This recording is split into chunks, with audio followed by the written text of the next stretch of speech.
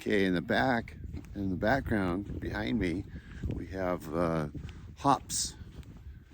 So in Idaho, near my parents' house in Wilder, they have thousands of acres. That's all they do is grow hops for the breweries. Millions of dollars of contracts.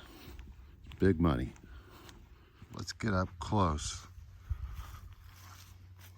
so we can get a better view of what hops are. Here we go. Here you go. This is what you call hops.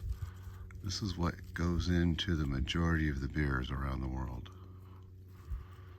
Very nice. As you can see,